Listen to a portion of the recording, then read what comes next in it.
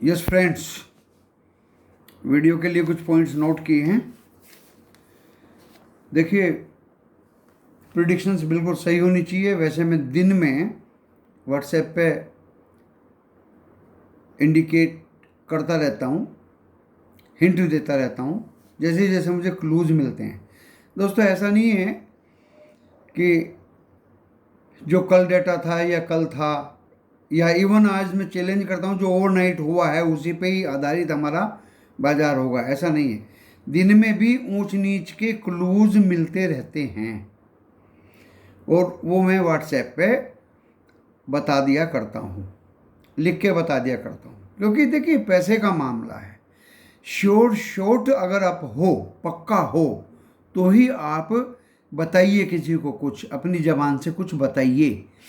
झूठ मूठ में आपने सुबह बता दिया इतना हो जाएगा उतना हो जाएगा, दोस्तों उसमें मैं विश्वास नहीं करता।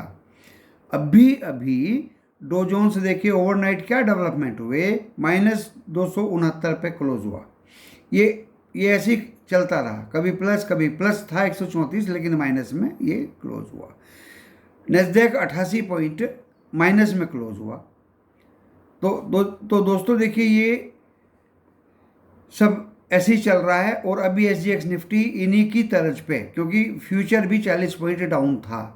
सुबह की बात कर रहा हूँ, अभी अभी मुझे दिखाई नहीं दिया, क्योंकि मैं daily during market hours future GTV पे लिखा आता है, लेकिन मैं अपने मोबाइल में करंट देख के आपको बताता हूँ।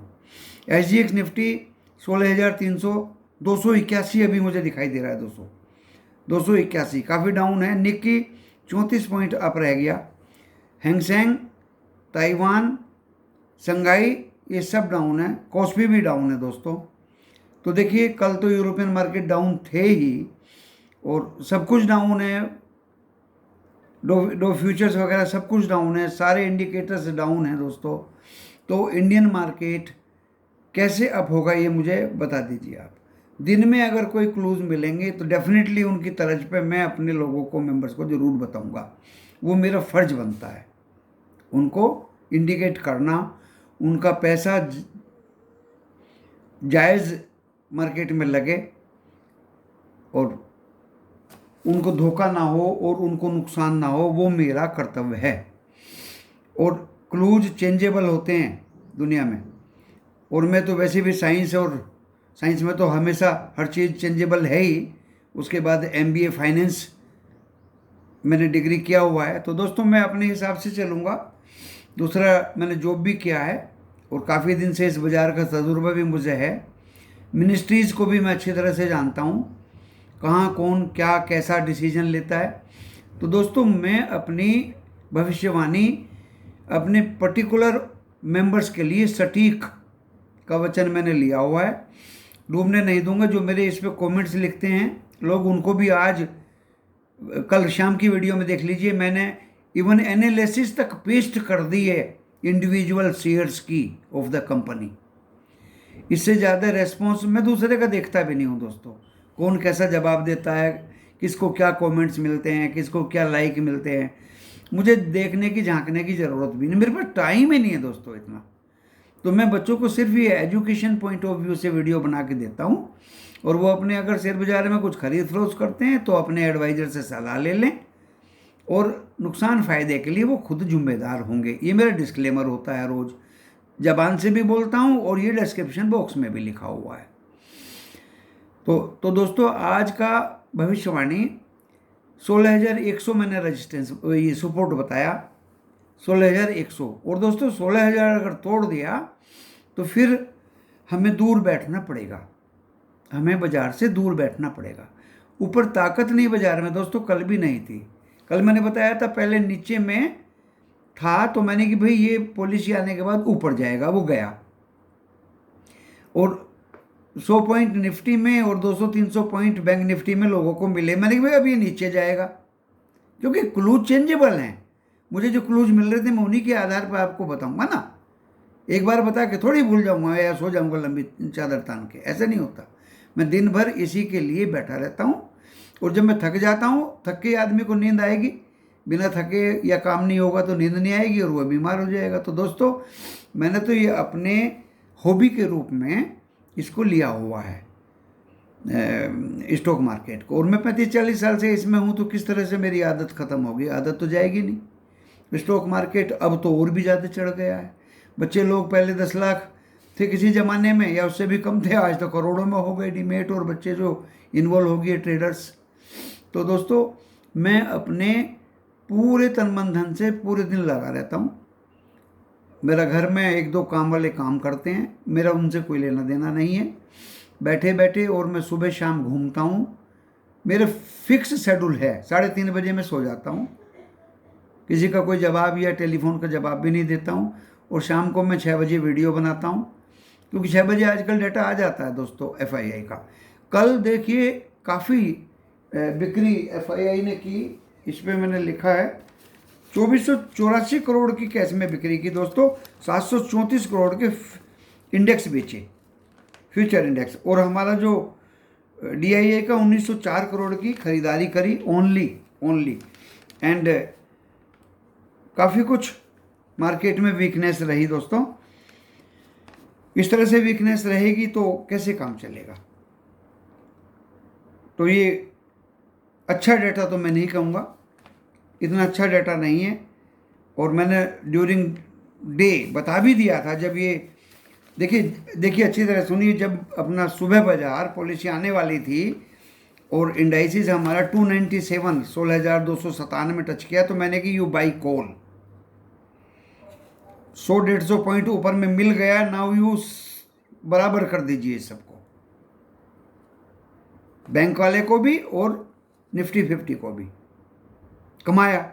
उसके बाद मैंने इंडिकेटर दे दिया, सीधे सीधे इंडिकेट कर दिया। क्लूज मिले मुझे, मैंने कि नाउ यू पुट खरीद लीजिए। वो नीचे आ गए, नीचे में आके बराबर कर दीजिए। लेकिन बच्चों ने जिद किया कि सर इसके भी नीचे जाएगा। मैंने सेटअप बोल दिया दोस्तों। मैं डांटते हुए भी नहीं डरता हूँ, डांटते हुए, क्योंकि लिमिट होती है। मैंने कि अब जाएगा या नहीं जाएगा, आज मदरसा बंद। तो दोस्तों, ये मेरे तो साफ साफ शब्द होते हैं। अरे 3 बज रहा है, इससे नीचे और कहाँ जाएगा? फंसोगे क्या? फंसना नहीं है। अपने पैसे से प्यार करो, आराम से निकल जाइए। सर कल क्या होगा? अरे भाई 1 घंटे बाद का तो पता नहीं है, कल क्या होगा कैसे मैं बता दूं? तो ऐसा नहीं होता दोस्तों। हाँ, आज टाटा स्टील में जिस तरह से शॉर्ट कवरिंग आज होके 1100 के किलो पार करता हुआ मुझे दिखता है दोस्तों। ये मैं बता रहा हूँ, ओनली पक्का नहीं है, दिखता है। क्यों? क्योंकि उसके सामने 51 रुपये का डिविडेंड है, एंड 28 के बाद AGM होने पे स्प्लिट है 1 का 10 शेयर में। इसलिए शॉर्ट कवरिंग जो इस लोगों ने ऊंचाई पे कल बेचा है, शॉर्ट कवरिंग हो सकती है और वो 1100 को आज पार कर सकता है। श्योर मैं नहीं बोल रहा हूँ। और जहाँ तक इंट्राडे की बात है, वो तो मैंने बंद ही कर दिया है दोस्तों। जहाँ तक कॉल एंड पुट की बात है, वो मैं सिर्फ हिंट देता हूँ। जिसको खरीदनी है बेचनी है वो अपने रिस्क पे करे, उसमें मेरा कुछ कोई लेना देना नहीं है। मैं सिर्फ हिंट देता हूँ कि बाजार दिन में कहाँ जाएगा, किस तरफ जाएगा, क्या मूवमेंट होगी, और दिन भर में ही काट लीजिए। ये जो कैरी फॉरवर्ड 1 महीने बाद की कॉल ले ली, 1 महीने बाद की पुट ले ली, दोस्तों पैसा मत खोइए, बर्बाद मत करिए इन चीज़ों में। आप मेरी भी सुन लीजिए, मैं दिन भर में ही आर पार करने वाला इंसान हूँ। अरे कल क्या होगा 1 मिनट का तो पता नहीं है, कैरी करके ले जा रहे हैं, वो मेरी समझ में दोस्तों नहीं आता। मैंने अपने इस वीडियो में आपको बहुत कुछ हिंट दे दिए हैं। नीचे आएगा बाजार, और सुना है कि दुनिया में मंदी आने वाली है। अभी दोस्तों एक नया शब्द आ गया है। एक भाई ने पूछा जब मंदी आने वाली है तो मुद्रास्फीति क्यों बढ़ रही है? भाई ये शेयर बाजार की मंदी की बात कर रहे हैं ये हिंदुस्तान यूनिलीवर के खाने पीने की बात नहीं कर रहे हैं। तो आप FMCG में देख लीजिए, जो ज़रूरत की चीज़ें हैं वे तो बिकेंगी ही। हाँ, उनके दोस्तों P/B जरूर देख लीजिए। कुछ FMCGs के P/B बहुत ज़्यादा हैं, तो दोस्तों उनको तो गिरना स्वाभाविक है।